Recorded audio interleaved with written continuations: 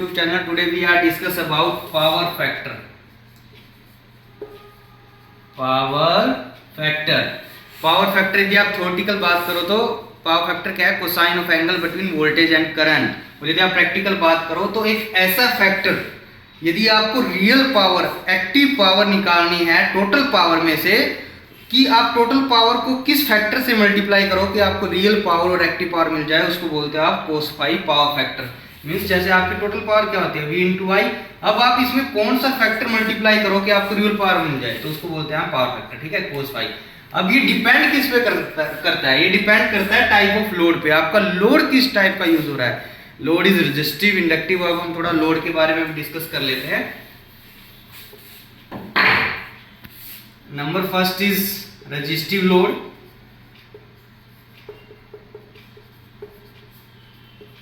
Resistive load, आपका resistive load घर में होता है, जैसे कि आयरन हो गया या इलेक्ट्रिक रोड होगी या फिर हीटर्स हो गए, जितने भी आपके ऐसे लोड जो इलेक्ट्रिकल एनर्जी को हीट की फॉर्म में कन्वर्ट कर रहे हैं।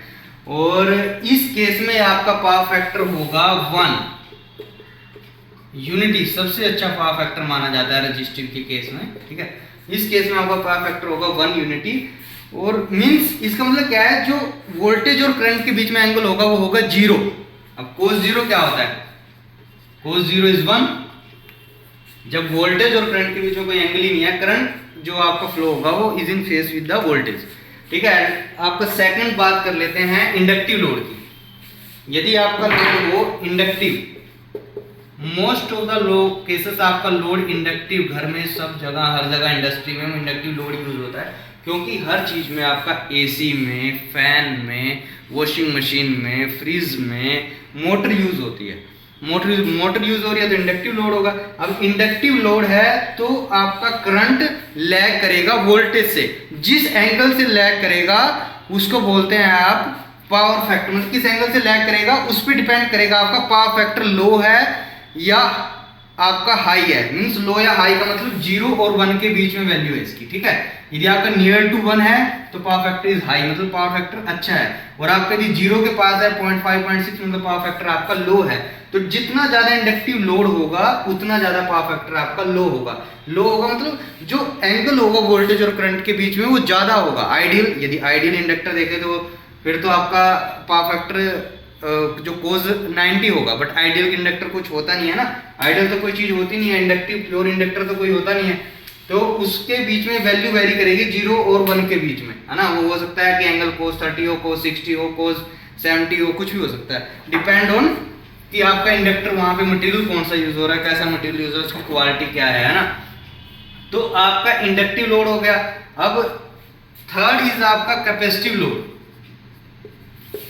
कैपेसिटिव लोड बेसिकली होता नहीं है, जितने भी आप शंट कैप यूज करते हो पावर फैक्टर इंप्रूवमेंट के लिए, आप पावर फैक्टर को, अब आपका जनरल में क्या कौन सा लोड यूज हो रहा है? इंडक्टिव। तो आपका पावर फैक्टर लो होगा।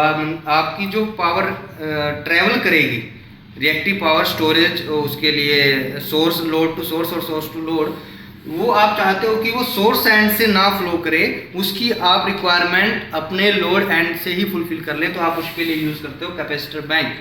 कैपेसिटर बैंक यूज करोगे तो आपकी जो रिएक्टिव पावर की डिमांड होगी वो आपकी कैपेसिटर फुलफिल करेगा यहाँ पे। तो मीन्स आपका लाइन लॉस कम हो जाएगा। जो आपकी रिएक्टिव पावर सोर्स से फ्लो होगी लोड तक, रिएक्टिव पावर की डिमांड को मीट करने के लिए, वो आप कैपेसिटर बैंक से यूज करके उसको फुलफिल कर सकते हो।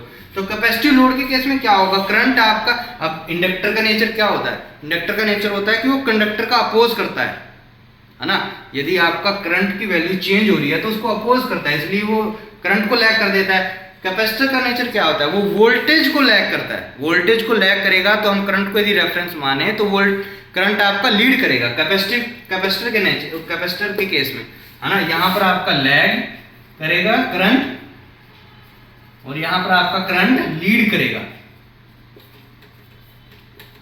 क्योंकि कैपेसिटर आपका कैपेसिटिव लोड क्या करता है?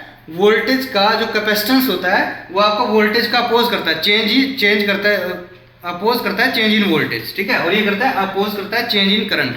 ठीक है, जो मतलब करंट में यदि कुछ भी चेंज हो रहा है उसको अपोज करेगा, इसलिए करंट लैग कर जाता है। इसमें करंट लीड करेगा।